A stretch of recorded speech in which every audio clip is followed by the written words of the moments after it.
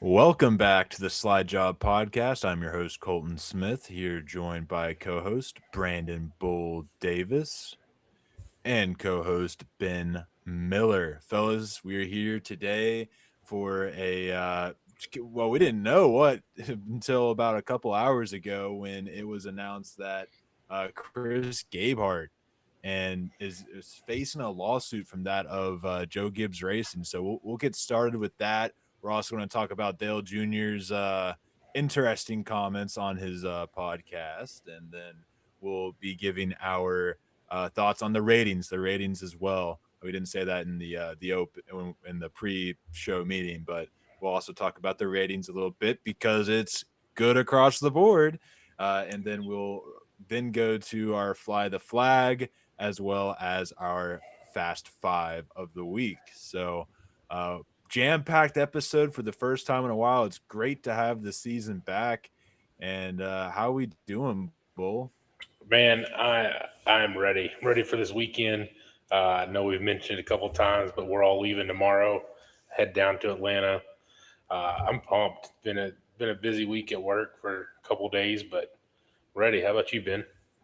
Yeah, man, just like you, I cannot wait to get down to Atlanta. I mean, it'll be my first Cup race since 2019 at Kentucky when the Bush brothers were battling out for the win. So, yeah, definitely looking forward to Atlanta. I think it's going to be a great race. But overall, it's been a crazy week. I mean, obviously getting ready for the trip. My car broke down at a stoplight, so that was pretty nerve wracking. But we got that problem solved. But yeah, overall, just been preparing for this trip. But Colton, what about you? Been one of the weeks of all time. It sounds like other people going to Atlanta have been having even crazier weeks than me. But as I have said for like the past couple weeks, work season's about to start, so we're getting crazy. And this week was definitely the culmination of all of that. And yeah, it's been a crazy week, but it's going to be an even crazier weekend, fellas. I'm ready to have a good time and also relax somehow at the same time. But then also watch cars go fast in circles and do so in a very fun fashion at Atlanta. So let's go ahead and get right into it because Bull, you're going to take this one. It was a bombshell while I was at work. Chris Gabehart getting sued by Joe Gibbs Racing for essentially stealing data to give to Spire. Now, the one point I want to make before I give it to you, Bull, he put the information, or at least some of it, in a folder named Spire. This was a crew chief. This was somebody that is supposed to have be one of the smarter crew chiefs in the garage. Are you kidding me? Label it porn. Label it anything but that. I don't. You gotta You just can't. You just can't be that dumb when you're trying to do something like that. But Yeah. Bull, I'll give it away because you have the finer details. So yeah, Jordan Bianchi actually broke the news today. Uh, Basically, JGR is suing Chris Gapehart, alleging that he did ask for full authority over all racing decisions, and that was denied. So then he asked if he could leave, and this was roughly November-ish. November 10th, I think, is the final day, and then so this was the meeting. He had a meeting with Joe Gibbs, roughly November 7th, and they could not come to an agreement. So then that's when he told them he was going to be leaving on the 10th. So when he left, they confiscated all his equipment, his laptop, iPad, all that stuff. And apparently, I did not. When any employee leaves Joe Gibbs Racing, they do forensic searches on your equipment. And that's how they found it. They did a forensic search on his laptop and phone and found that he had took pictures of everything. He had with competition director, uh, he had access to a lot of information that probably he shouldn't even have had, and he took pictures of it and uploaded it to a Google SharePoint labeled Spire. Mm. So, uh, it, so then it was approximately a week ago. when it came out what his actual position was at Spire, and then a week later, the lawsuit is. We come to today where we do have the lawsuit. They are suing him for. It's going to be determined in court, but it's expected to exceed $8 million for compensatory and other damages, double damages, and attorney fees. Spire is not named in the lawsuit as a defendant. It is Chris Gapehart. So, kind of a big breaking story today. He got announced that he was going to go to Spire in December. At Spire now, his job it's not necessarily the competition director, but he is over everything, all the decisions made for racing. So, I mean, it's pretty much the same position, maybe even a little higher. And he had in that they found pictures of the setups, even down to driver notes from debriefs and crew chief debriefs, the way they measure their at the track to make sure their setups are correct, like anything that he could get from JGR, he did. It definitely doesn't look good. I will say that. And I don't know if you remember, you mentioned about being one of the smartest. It was a year or two ago, they'd asked the 16 playoff drivers which crew chief they would want to work with. And he actually, Gapehart, received the most votes out of all the six, with 6 votes from the 16 playoff drivers. They asked all of them which crew chief they would like to work with, and 6 of them said Gapehart, and 5 said Cliff Daniels. Huh. Wow. Insane. But just to give my thoughts on this lawsuit, but I'm still trying to gather my thoughts. I mean, overall, this was just absolutely crazy. I mean, Chris Gapehart, when he was at Joe Gibbs Racing, you're sharing information with Spire. I mean, dude, what are you thinking? I mean, you put this stuff on your information, and then when you turn your stuff in, you should have been thinking better that people are going to be doing forensic reports. And just before you go on, just to clarify, Ben, I don't think when he was working with JGR, he was sharing with Spire. He downloaded it before he left JGR because he knew he was going to Spire.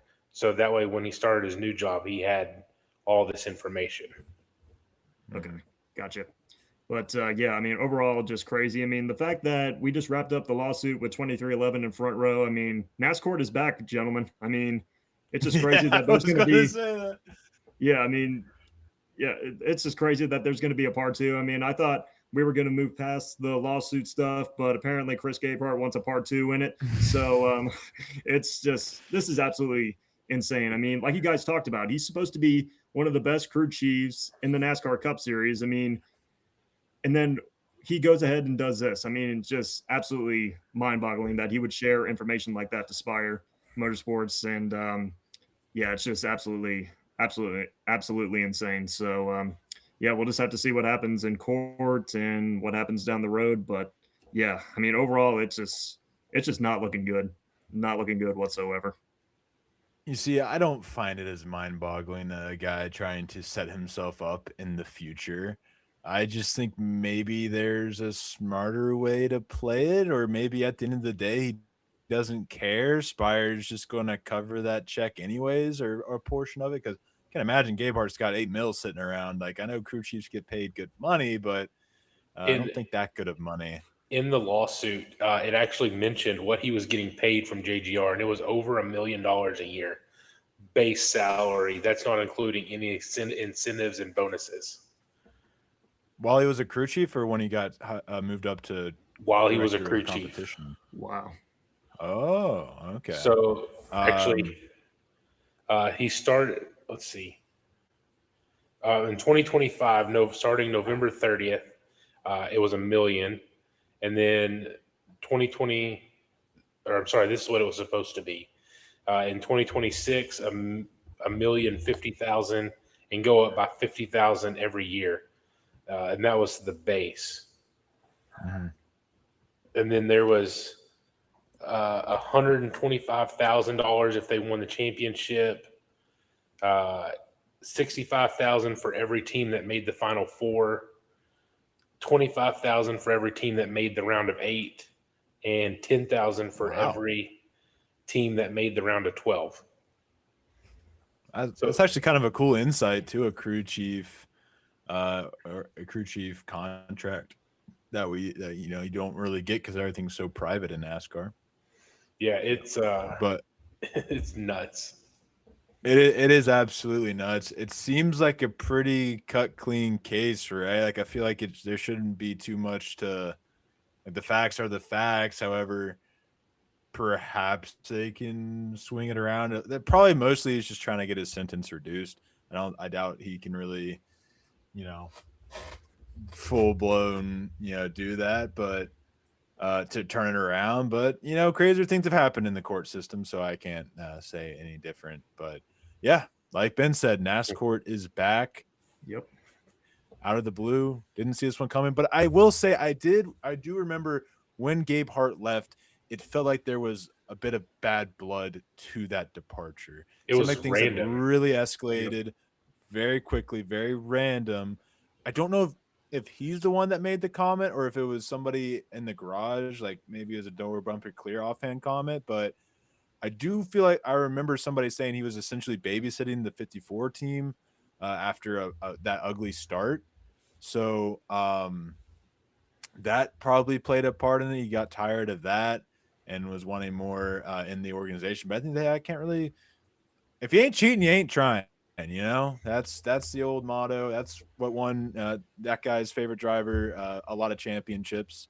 Not saying he was cheating, but by pushing the limits, and that's what Gabe Hart tried to do here, and it didn't work. He pushed it too far. One more thing I will add that I was reading is they did also find that he had been in communication with Spire before he even left or notified JGR of wanting this more access and more responsibility. Mm-hmm. Absolutely insane. Yeah. I'm just in disbelief. I mean, I always thought Chris Gabehart was a good crew chief. I mean, a lot of a lot of drivers that really admired this guy. I mean, he's a genius on top of the pit box. I mean, he's had a lot of success with Denny Hamlin, but now that we're talking about this today, I mean, with him and the situation over at JGR and the Spire thing, it's just absolutely crazy. But we just have to see what happens down the road. But I just thought as a fan, I was just thrilled that the lawsuit stuff. I think we're going to move behind that for a little bit, but it's part two of NASCOURT. Like I said, it's just unfortunate. Yeah, and I'll end with this. First of all, I do have a question. Do you think Joe Gibbs, by opening up this can of worms, might potentially have more of their data released to the public because of that?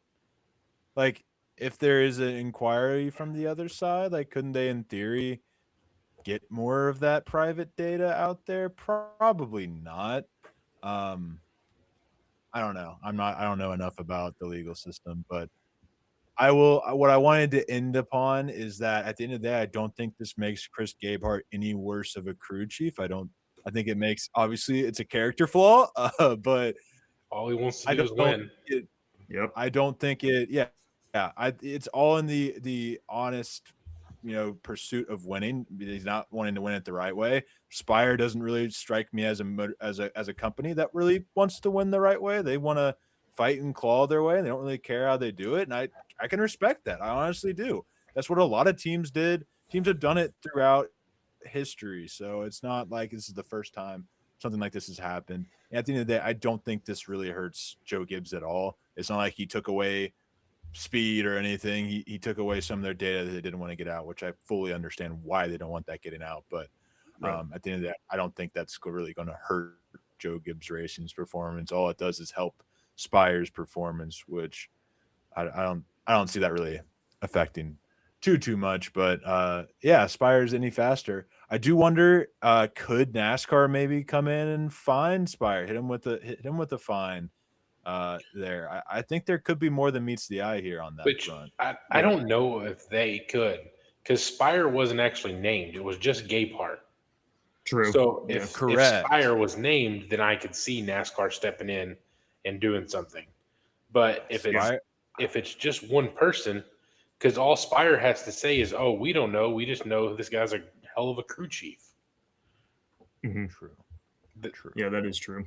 Even though we all know they definitely had that conversation of, "You're bringing this stuff with you." But all it takes, as we saw in the NASCOURT Part 1, all it takes is some texts, and you have that evidence. So it's not Yep. as easy unless they did it as an in-person conversation. That's Then true. uh, that's the big difference. So, anyways, it's time we move on. That is a very, very interesting topic. Be sure to comment down below your guys' thoughts on it all. Do you think Spire will be helped by this? Do you think Joe Gibbs will be hurt, or who do you think's in the right? Honestly, I think anytime you can stick it to the big guy, I think it's honestly for the best in the sport. But it is still morally wrong to do that. So I get it. But moving on, let's quickly talk about the ratings from this past weekend at Daytona because it was good, good, good after a rough year last year. We had the Truck Series, big trucks, big numbers, as Fox said. They had a hold on, I had to scroll over to read the whole thing. They had the season opener up 37% from average viewership increase over 2025. They went from 1,014,000 to 1,387,000 viewers. So going up a whole 300,000 viewers on FS1, mind you. That is huge. And then the O'Reilly Auto Parts series stayed the same, 1.8 million, which is fair. There wasn't really any incentive. There was plenty of incentive in the Truck Series race to tune in, but not as much incentive in the O'Reillys. But staying steady at a really good 1.8 million, I think, is perfectly fine for the O'Reilly series. And then we get to the Cup series. Some journalist falsely reported that it went down 5 million. Then Adam Stern, the real reporter here, said that they got 7.489 million viewers for Sunday's Daytona 500, up from last year's 6.76 million. Allegedly, they lost 5% because of the moving up the race. Apparently, that was a 5% drop because of that. That's not. There's no facts in that. That is just strictly because of historical data. He said. I don't know if that's entirely true or not, but regardless, we're up big. It was Daytona 500 was trending on Twitter for 2 days after it happened. It's been the talking point of the week. Tyler Reddick's been everywhere. It's been a really good week for NASCAR, and I think it's awesome that Atlanta just so happens to be the very next race. Sorry, Echo Park Speedway, because anybody who saw that and wants to see more will be tuning in to a very entertaining race this week. So I'll go ahead.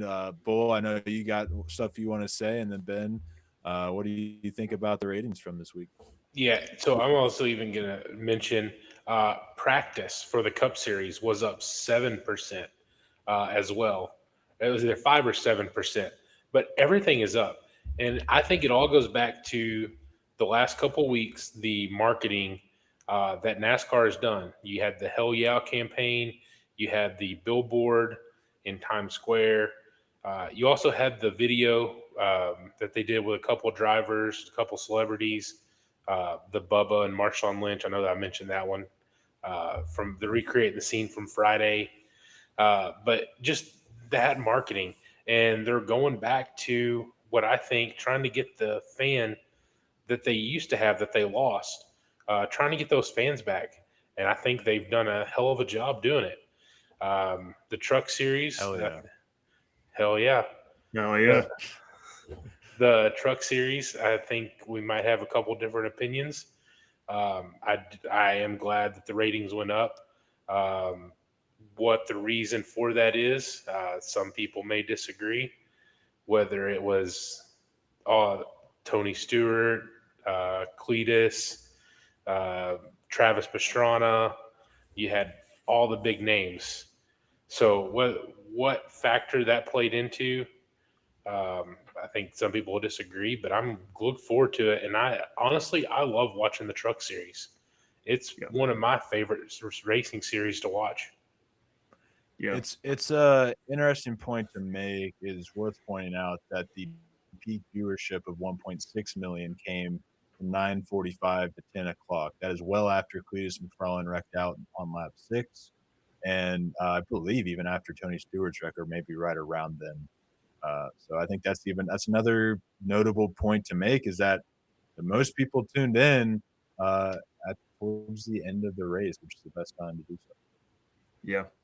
Yeah. I mean, overall, just great to see that viewership is getting up in NASCAR. I mean, Bull, like you mentioned, the stuff that NASCAR is doing with the big billboard and the siren and things that they're doing on social media. I mean, that's definitely helped out a lot for sure. And just talk about the truck race a little bit. I mean, the star power that we saw last Friday night. I mean, with Tony Stewart, Cletus McFarlane, Ricky Stenhouse Jr., Travis Pastrana, a couple others.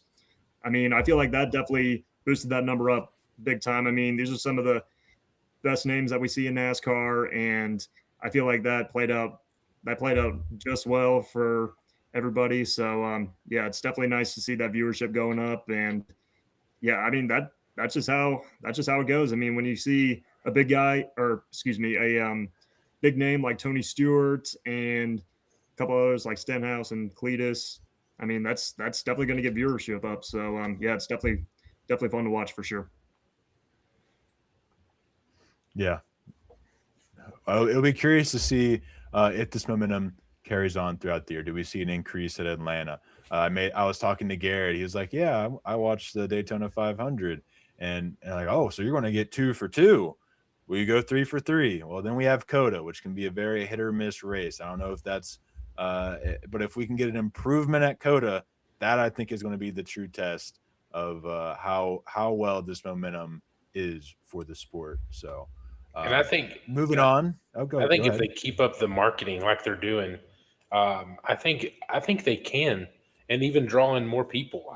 I think the NASCAR has been doing. Even last year, we talked about the marketing that they did. I don't know if you remember the Chicago video that they made, the the video for San Diego. They made a bunch of those videos, Yeah, and just had different drivers. If they keep this up, I think the momentum can continue. I agree 100% for sure. Absolutely. Yeah. I mean, as a fan, You I know, definitely something that enjoy. Oh, sorry about that. no, feel go ahead. Yeah, I mean, overall, just as a fan, I always look forward to those videos. I mean, I just feel like they've done a great job creating these ideas and putting them out to the public for a lot of fans to enjoy. And I feel like that definitely gains fan viewership. So yeah, those videos they need to continue coming because I feel like that's going to increase viewership for sure. Yep. But you know what would also increase viewership if Dale Jr. were to grace us with his presence in the Daytona 500 next year. He said on a podcast that his wife told him he should run in the race next year. Didn't clarify why he said that. So then NASCAR Twitter starts going crazy. Oh my gosh, it's happening. It's happening. Because for some reason, I thought the only thing stopping him from running the Daytona 500 was his wife. And that was the point he was trying to make. She is not, in fact, the reason. He has said since then in many replies, which also Dale Jr. is possibly the most active, famous person on Twitter ever, all over the place. And but basically, he said no, I'm not going cup racing. There are other reasons. You got to understand, this is a man who has suffered many concussions throughout his life. One more concussion could get him in AJ Brown territory or Antonio Brown territory. Um, Mm, Two very different people. Sorry, AJ Brown, but and Catching also strains.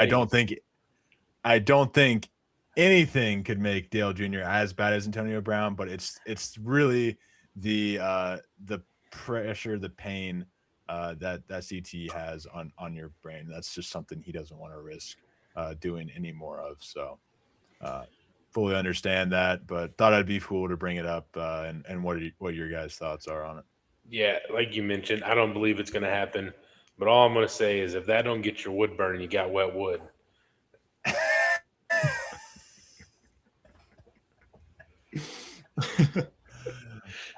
Man, Enough said. Enough said. yeah.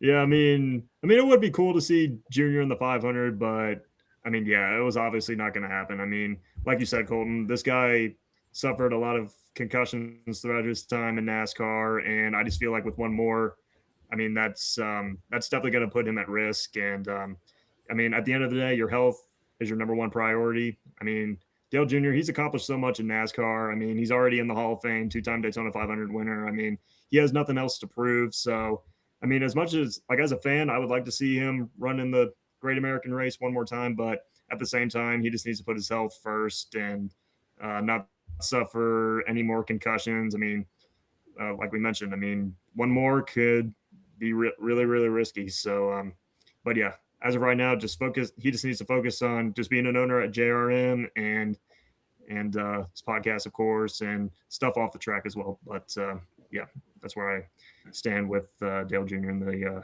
rumors of the 2027 Daytona 500.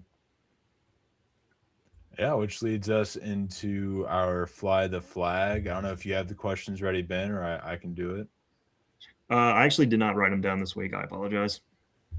All right, no problem. I got them. I was pulling them up here on my phone really quick. I know the first one was pretty simple. Daytona 5 or Dale Jr. will run the 2027 Daytona 500. I think you already know. I say red. I think we all Yeah, probably we're know all. I that. think we're all going to say red. Yeah. Yep. Red flag for me. Excuse me. So then the second one, there was a door bumper clear quote that said, I forget which was it. It wasn't TJ Majors, was it? No, it was Freddie Kraft. Freddie Kraft. He said that Cody Ware would beat Cletus McFarland in a one-on-one race. It wouldn't even be close. He said, "Bull, I'll start with you. What flag you flying for this one?" So if we're putting them both in a cup car, uh, I'm going to have to go green flag. As Ben mentioned, Cody Ware's shown flashes. I've not seen Cletus show any flashes. Yeah. Uh, Showed a you probably saw flashes on lap y- 6. saw him plowing through the infield. But I actually like Cletus. I watch his YouTube stuff. So, but and it has nothing to do with him. And a lot of people are taking the comments from DVC uh, out of context. There was a lot more to just the one quote that's going around. Um, so I do think that is true. Cody Ware's got much more experience racing. Uh, that's not going to say that that's always going to be the truth. Cletus could figure it out. So I'm going to go green flag, and I think he would. Yeah. Yeah. I think I'm going to go green flag as well. I mean, like you mentioned, Bull, Cody Ware has a lot more experience and compared to Cletus McFarland. And if these guys were to race one on one, you better believe that Cody Ware, he's going to show those flashes. So green flag for me. Yeah, green flag as well. Cody Ware, there is a somewhat of a skill to getting in, and this is no comment on Cletus McFarland. Love what he does, love what he's doing for the sport. Um, Absolutely not trying to dog on him, but it's just there's levels to this, and we saw what happens when Cletus McFarland has a little pressure in the truck. You mean to tell me he's going to be able to drive a Cup Series car? No. He did say equal equipment. He did not say a Cup car. So maybe if you go to a short track, probably a place that Cody Ware's never been, perhaps you get another result. But I would say maybe it gets a little closer in that, something that Cletus has a little more experience with. But yeah, you put pretty much anybody in a Cup Series car, then a Cup Series driver will probably beat them. But Cody Ware is the exception. There's probably some Truck Series drivers that could beat Cody Ware on equal equipment, market drivers even. I'll put that, but not I Cletus know. McFarland. I know one driver who just doesn't have a full-time ride that would beat both of them. That's a different rant for a different Yeah, day. if you want to talk about somebody that would lap him, good lord. Yeah. Different talk for a different day. I'll just be a running theme is why the hell does this guy have a ride and Corey Heim does not? But yeah, let's go ahead and bring ourselves to the final segment of. Oh wait, there's another question in there. My bad. Last question is circling back to the whole NASCAR momentum talk. Do you think NASCAR will continue their momentum throughout the season that they've built here at Daytona? Bull. I'm going to have to go green flag again. We saw it last year, towards the middle of end of last year, the social media presence going up. We saw it in the off season, and then the new campaigns they're starting this year. I think they've changed their mindset on a few things. So I'm going to go green flag. Yeah, Bull. I mean, you pretty much took the words right out of my mouth. I'm going to go green flag as well on this one. I want to go yellow on this and be cautious, but I think I have to go green because if there is any year that we're going to have the momentum shift, it's got to be this year, kind of, right? The new format, Michael Jordan being all in the headlines, both good and bad reasons, but you know, getting Tyler Reddick on ESPN shows, even though they don't know what sport they're talking about, never even heard of NASCAR Cup Series, just the Sprint Cup Series.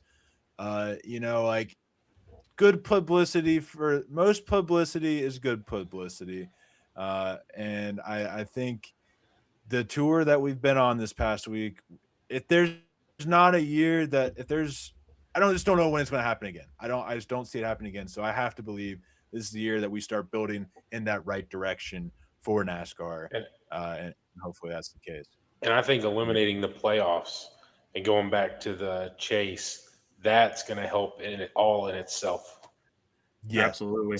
that in itself, even for the people that haven't been around and suffered through the playoffs, I think that will help keep them entertained more so than it did in recent years. So there's our fly the flag for this week. Bull, I'll let you take it away because it is time for our Fast Five. So, so as you mentioned, I've kind of explained it the last couple of weeks. We have 5 groups of drivers. We're each going to draft one driver, kind of a snake draft. Little points update. Colton is currently in the lead with 64 points. I have 48 and Ben has 35. Last week, Colton actually got the most points. I got second and Ben got third. So this week, Ben will be leading off. He gets to pick where he wants to draft. Then I will pick, and then Colton will pick. So Ben, which draft pick would you like? I'll take the first overall pick. I think we're just going to keep it in this order. He's not going to give me the first pick again, like he did last week. I'll take second. Okay. So, I forgot you could pick. Thank God. All right. So I'll leave Colton with the third. Just kind of go over round one. So our first group of drivers, we will be picking from Ryan Blaney, Joey Logano, Chase Elliott, William Byron, Kyle Larson, Christopher Bell, Denny Hamlin, and Tyler Reddick. And then after we pick our 5, we do have a bonus pick for the O'Reilly and the Truck Series. Just picking winners, and if you get it right, we get 10 points for each one you get right. So Ben, I'll turn it over to you for your first selection. All right, fellas. So just looking at this list right here with my first pick this week going into Atlanta, I think I'm going to take the 12 car of Ryan Blaney. I mean, obviously, when you go to a super speedway, he's going to be one of the ones to beat. I mean, he's second in average finishes since the repavement in 2022, and he just puts together great, consistent top 5 finishes and always shows up with good speed. So I expect that on Sunday. So I'm going to take the 12 of Ryan Blaney. And also, I did like, outside of his result, I did like what I saw in the Daytona 500. I mean, he collected the 3rd most stage points. So he showed speed, but unfortunately finished 27th. So I feel like he's going to bounce back this week in the ATL. So give me the 12 of Ryan Blaney. This pains me to say. I think this is the second week in a row I have to draft the 22 of Joey Logano. I, I mean, he's got one of the best average finishes uh, in this in Atlanta and at track history or at similar tracks. So if Joey Logano's there, I've got to take him. I like it. Yeah, you can go down one on the Excel sheet. Chase Elliott, Georgia. If you didn't know, he's from Georgia. I'm going to be there. I'm not picking against my guy. Give me Chase Elliott on my team. It's going to happen. He got close at the 500. Good Lord, did he get close to the 500? He's going to finish the job this week for certain. One thing I do want to point out before I start the second round is that this week is going to be a very bare bones Fast Five. I made a bunch of graphics for the Fast Five.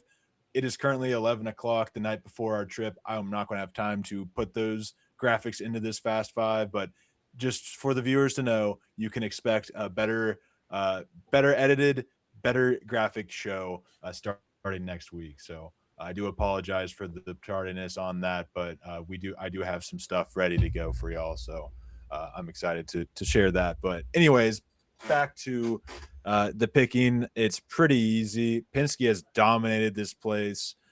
You guys took Blaney Logano before I could snatch up a Penske driver, so I had to go Chase. I'm so disappointed. Give me Austin Cindric here at the first pick overall in the second round. He had a really fast car last season at this track, and he is, I still believe, the best. He was kind of quiet at Daytona, but still the best driver at that super speedway. So I'll happily take that in round two. So just go over who we've got in round two. We've got Kyle Busch, Brad Keselowski, Austin Cindric, Chase Briscoe, Chris Buescher, Ross Chastain, Carson Hocevar, and Bubba Wallace. And then, if I remember correctly, I also had this guy in last week as well. And I'm going to take the 6 of Brad Keselowski. All right. I like it. Obviously, that's a good pick. I mean, came close to winning at Atlanta last summer, but for my second pick this week, just looking down at this list, I think I am going to go with the 23 of Bubba Wallace. I mean, obviously a strong start to the year leading. What was that? Oh, I was just saying good pick. Oh, appreciate it. Yeah, I mean, just obviously strong start to this 2026 season for Bubba Wallace. I mean, obviously led the most laps in the Daytona 500, but because of pit strategy, didn't get the win. But I mean, when you go to a super speedway, you definitely cannot ignore that 23 car. And yeah, I think going into Atlanta, he's going to continue the momentum from what we saw last week in Daytona. So I got the 23 of Bubba Wallace this week. So start off round 3. It'll come back to Ben. Ricky Stenhouse, Alex Bowman, Daniel Suarez, Ryan Preece, Josh Berry, Michael McDowell, Zilich, and Ty Gibbs. So Ben, I'll be back to you.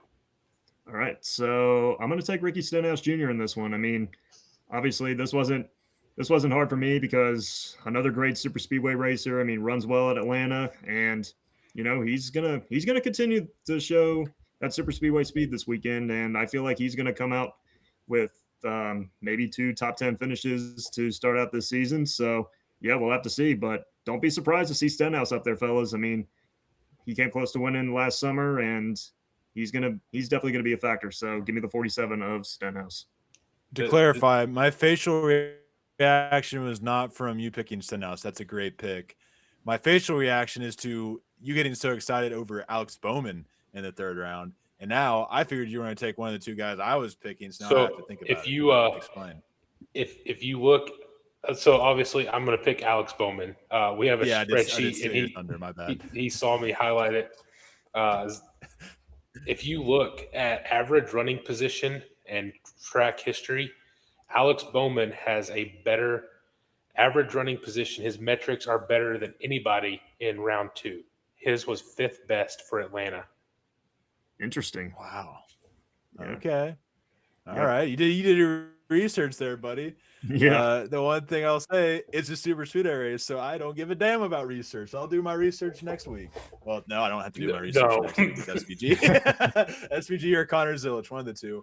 following that, I'll start doing research. But yeah, so I'll go ahead and say it. I was sitting here between McDowell and Ryan Preece, and honestly, Suarez was kind of on the cusp. I expected McDowell to go off the board.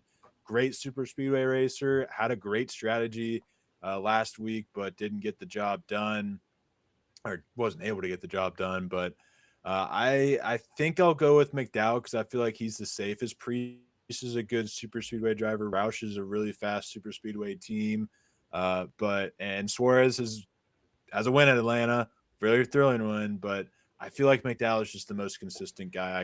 I can at least say he probably had a chance at it. So give me the 71. And then that brings us to round 4, and I can list it off. Bull, give you a little break. Austin Dillon, Eric Jones, Todd Gillen, Zane Smith, Noah Gregson, John Hunter Nemechek, and SVG. To be honest, that's a really talented round of 4. I mean, John Hunter Nemechek had a great weekend, I would say. I don't know where he ended up, but I feel like he had a pretty good weekend. Zane Smith ended, and I'll just tell you right now, Zane Smith is my pick. Great finish at Daytona. I think he backs that up with a great finish here at Atlanta this week. But I mean, Eric Jones is an underrated super speedway driver. Dylan is a good one. I mean, everyone here I feel like is a pretty good super speedway driver. Shown flashes, if you will. But yeah, Zane Smith, that's my pick here in round 4. Give me a back-to-back top 10s for him. So far, we're in round 4, and I have gotten everybody I wanted to draft, including round 4. Give me Todd Gilliland. All right. I don't hate that. Yeah, I don't hate it either. I mean, very underrated super speedway racer, Todd Gilliland is, in my opinion. So, yeah, I mean, good pick. And that leads it to me. So just looking at this list right here, man, Legacy still available, but I think I'm gonna take the 43 of Eric Jones. I mean, I feel like he's a very underrated super speedway racer. I mean, we see him up in the front of this pack every once in a while at these super speedways, and he was even in contention to win the 500 last week. So I think I'm going to take the 43 of Eric Jones. I mean, I think we're going to see some good stuff out of the old 43 car this weekend. So give me Jones. I don't really think there was anybody you could have picked wrong in that group. Yeah. In round 4. Agreed. Yep. Oh, SVG. I mean, even he led laps in the 500. Yeah, true. So did Cody Ware. I don't know if he led it in the 500, but he's led it at Daytona before. So that'll take us back to Ben for round 5. Speaking of Cody Ware, that brings us to round 5. AJ Who's in round 5? Oh man, do I think we'll see flashes this weekend from the old 51? Man, I am not so sure. I mean, you got the Dinger, Dylan, Herbst, who got his first top 10 for 23:11 last week. Custer, Ware, BJ McLeod, JJ Yaley. Man, a lot to pick from, but I'm actually not going to go with the 51. Give me the 16 of AJ Allmendinger. I mean, I feel like Atlanta's a pretty good track for him, and he runs pretty solid there. So, and I feel pretty good about the 16 this weekend. So I'm going to take AJ Allmendinger.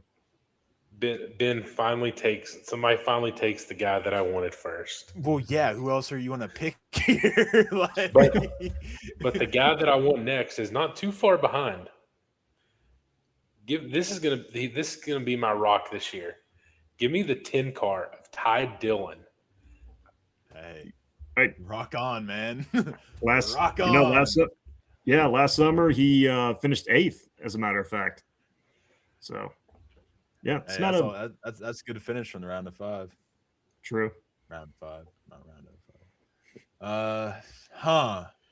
Yeah, if you saw my soul leave my body, that was when I realized I would be picking between Riley Herbst, Cole Custer, Cody Ware, BJ McLeod, and JJ Yaley. Good Lord, does it suck to be good?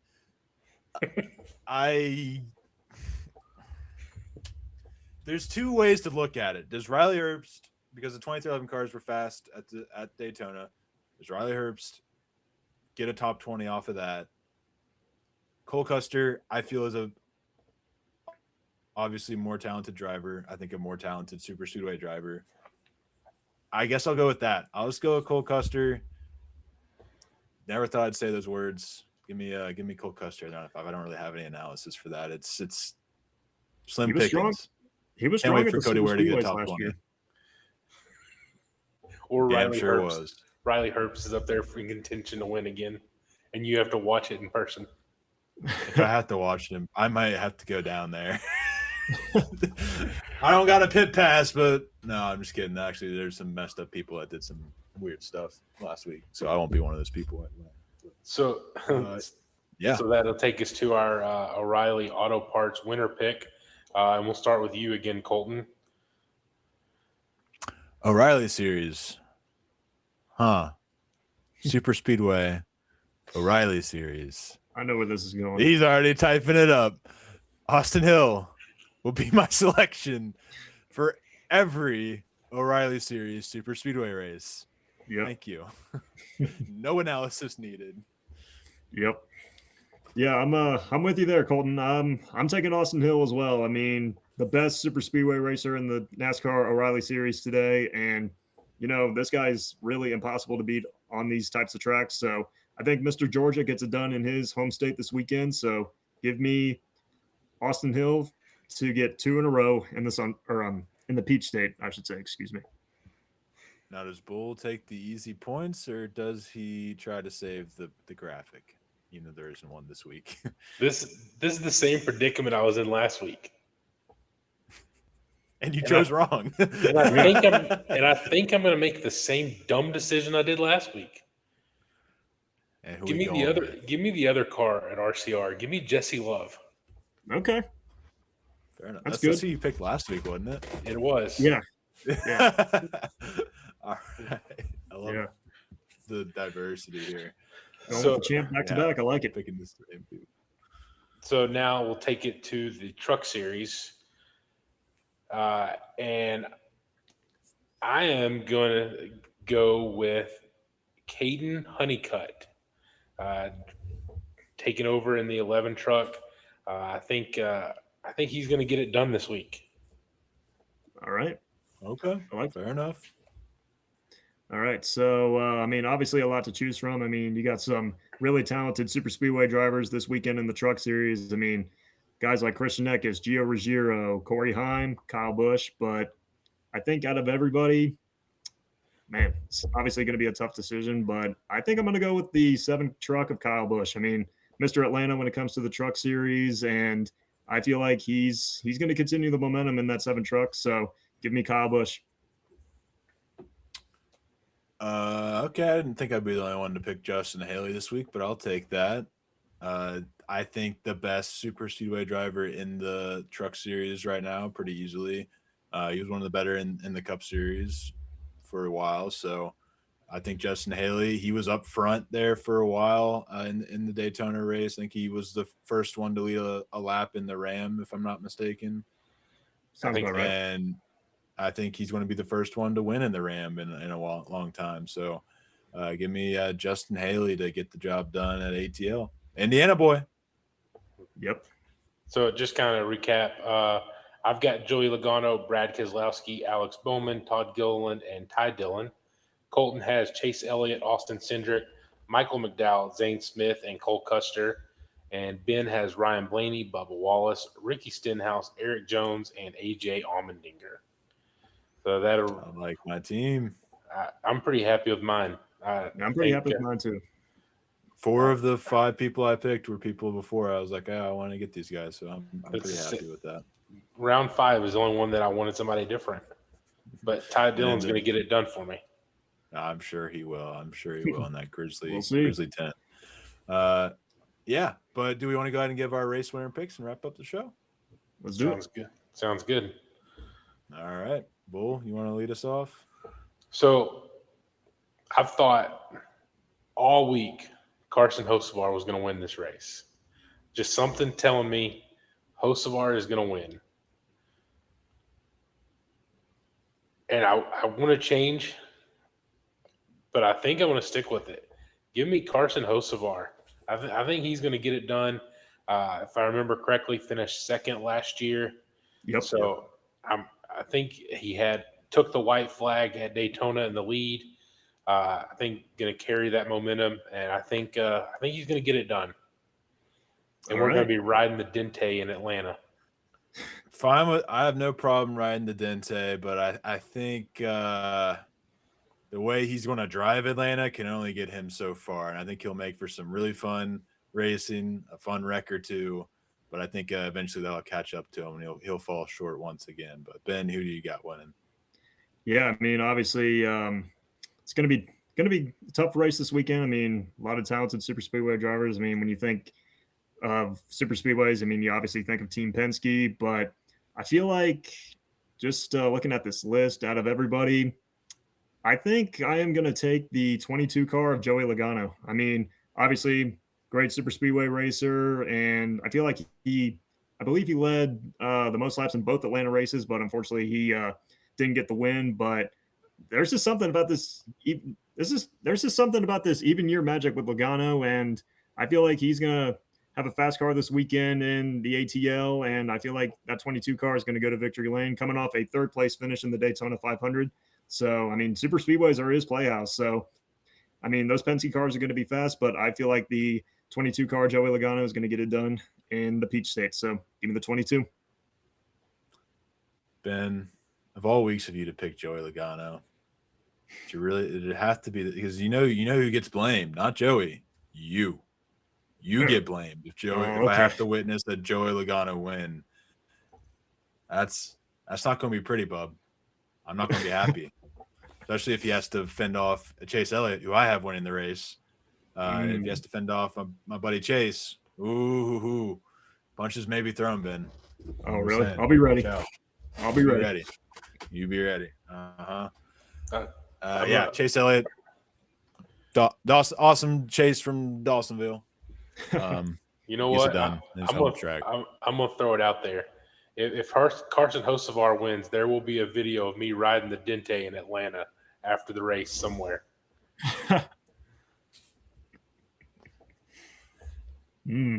We'll have to obtain that video. I just became a really big Carson Hocevar fan this week. Can't wait. Hopefully he has the scheme. I haven't even looked. That would be fire. But yeah, that's this week's Fast Five. That's this week's episode of the Slide Job Podcast. Any last thoughts you guys want to get out before we wrap up the show? I will mention Sunday we've kind of discussed a few different options for after the show. If we did say if Elliott wins, we're going to the pool hall some way, somehow. We'll be at the pool hall. If not, we may go a quick live from the track, or we may just wait until we get back to the Airbnb. So we'll keep it updated. Yeah. Regardless, it'll be quick. We won't have our full hour-long live stream. We will be probably pretty tired at the end of that. So we'll either be at the track, talk about our thoughts, good times we had for a bit, and then probably make our merry way on back to the Airbnb. But if Chase Elliott wins, however, oh boy, the sirens will ring. We'll just say that. But thank you all for listening, watching. Be sure to leave a like, hit that subscribe button, comment down below you guys' thoughts on all we talked about. Chris Gabehart and his whole situation, the ratings. Do you think that's going to keep up? What do you think about our Fast Five picks? Do you think we got them right? Do we think we got them wrong? Who did we skip out on? Again, I do apologize for this being a very bare bones. We'll be back to we will get to a normal level of quality. Go home. So follow Bull on go home. I'm at home. Go to bed. Follow Bull at Bull_81818. Follow Ben at Ben Miller PXP. Follow me at LC__99. Follow the Slide Job Podcast at Slide Job Pod X. And I think that's all. See y'all in the next one. Peace. Ride the day.